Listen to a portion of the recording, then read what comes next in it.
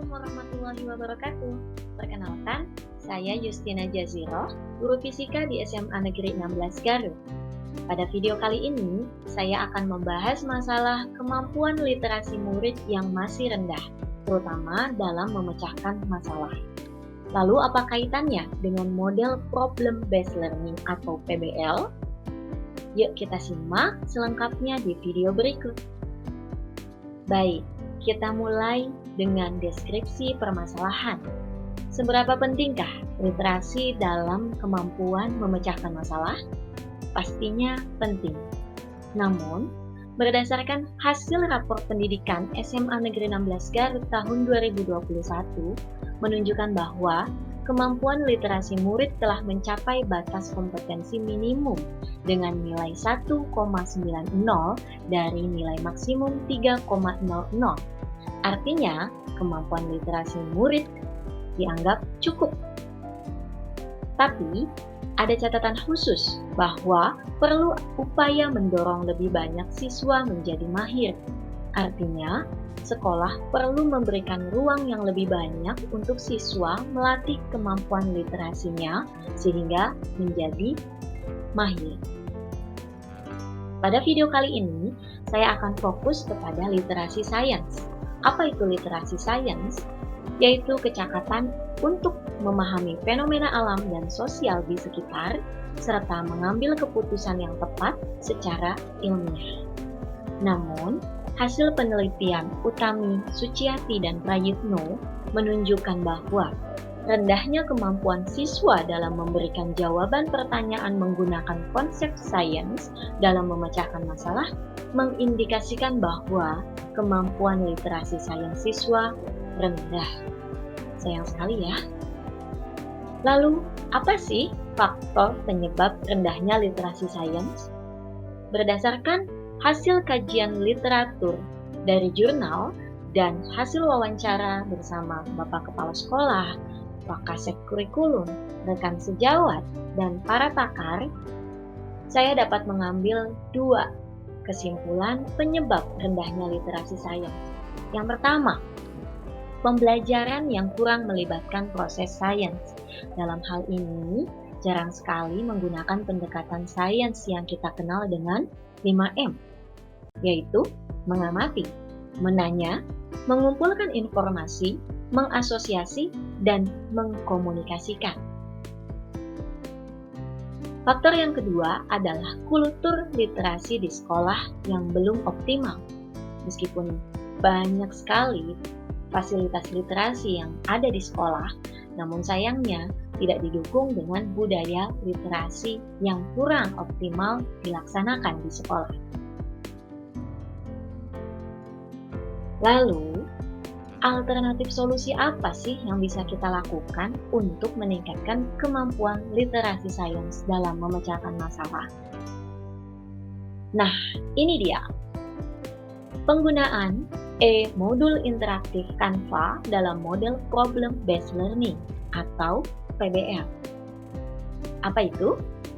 PBL memfokuskan pada permasalahan dan pertanyaan sehingga mampu membuat siswa menyelesaikan permasalahan dengan menggunakan konsep dan prinsip yang sesuai dan tidak jauh dengan literasi sains yang akan membantu siswa dalam menyelesaikan masalah tersebut.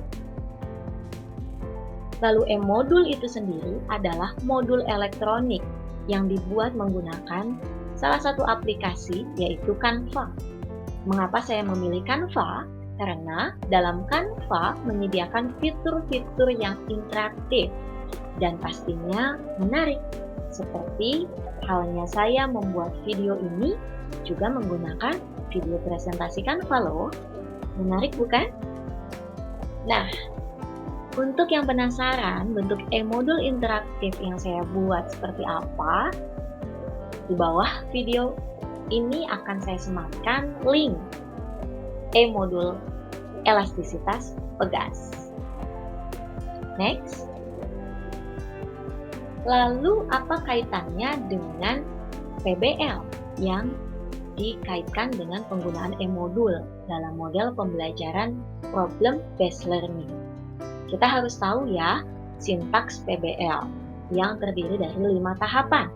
Yang pertama, mengorientasikan peserta didik pada masalah. Jadi, pada tahapan pertama kita berikan atau kita sajikan masalah yang ditemui oleh murid dalam kehidupan sehari-hari.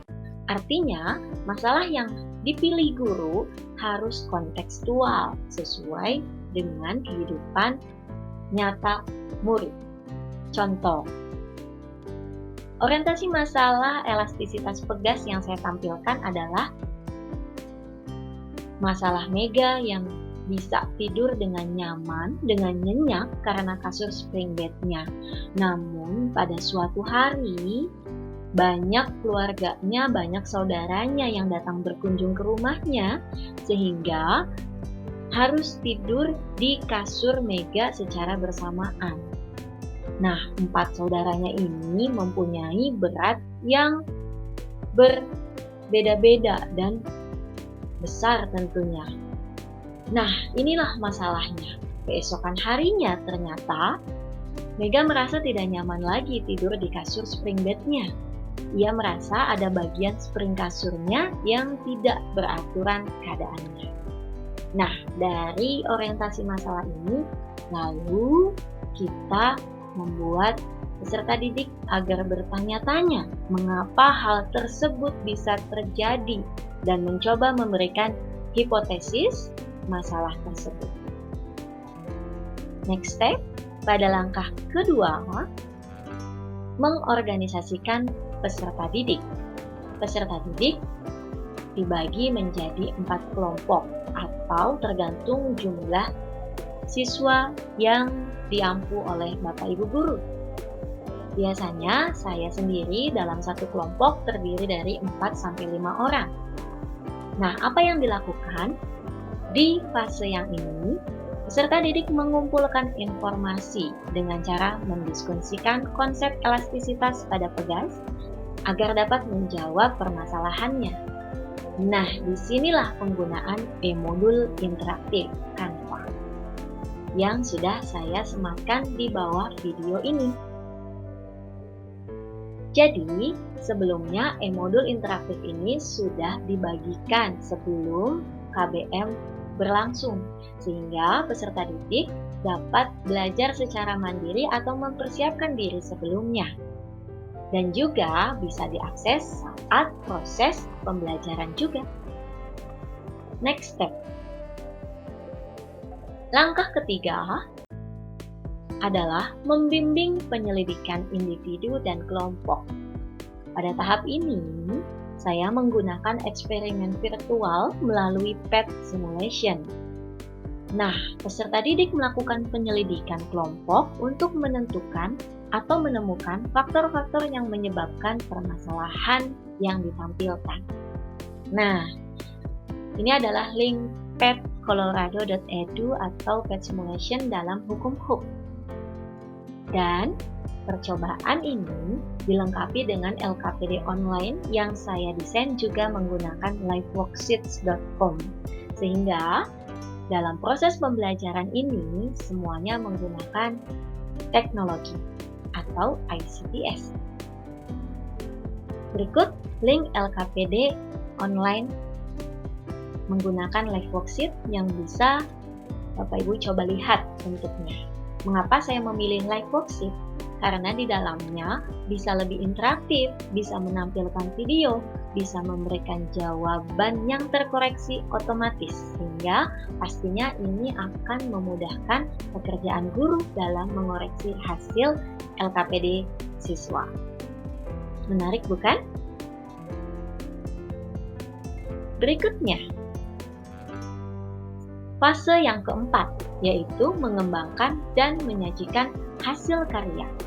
Pastinya, peserta didik harus bisa mengkomunikasikan dengan cara mengembangkan dan menyajikan hasil eksperimen virtualnya di depan kelas. Nah, inilah kelebihan liveworksheet. Mereka mengerjakan secara online dan hasilnya langsung bisa ditampilkan untuk dipresentasikan di depan kelas, sehingga teman-temannya pun bisa menanggap. Dan inilah fase terakhir dari PBL, yaitu menganalisis dan mengevaluasi proses pemecahan masalah. Ketika siswa sudah berhasil menemukan faktor-faktor yang menjadi penyebab masalahnya, lalu di fase terakhir ini, guru memfasilitasi peserta didik untuk menganalisis dan mengevaluasi hasil penyelidikannya terkait hukum tadi dengan memberikan situasi yang baru. Jadi, ada permasalahan baru yang terkait dengan masalah sebelumnya untuk bisa dipecahkan. Nah, peserta didik menanggapi situasi baru tersebut berdasarkan hasil pemahamannya tentang hukum tadi. Disinilah proses berpikir kritis dan kreativitas siswa dibutuhkan. Contohnya, situasi barunya adalah apa ya yang harus dilakukan Mega agar permasalahan tadi tidak terjadi lagi dan Mega bisa merasa nyaman kembali tidur di kasur spring bed-nya. Nah, itu dia langkah-langkah pembelajaran berbasis masalah yang dilengkapi dengan penggunaan e-modul interaktif Canva. Nah, bagi Bapak Ibu guru yang penasaran dengan bagaimana sih penerapan PBL dalam pembelajaran yang sesungguhnya, di bawah ini akan saya tampilkan juga, akan saya sisipkan juga link video pembelajaran berbasis masalah yang telah saya lakukan di kelas 11 di SMA Negeri 16 Garut dengan materi hukum HOP. Jadi, Bapak Ibu bisa mulai nonton di sini. Baik. Sampai di sini video permasalahan dan solusi yang saya tawarkan pada kesempatan kali ini. Terima kasih banyak telah menyimak video ini dan jangan lupa like, komen, dan subscribe. Kunjungi di Justina Jaziroh, baik di sosial media Facebook, Instagram, maupun YouTube. Terima kasih banyak. Salam sahabat belajar milenial.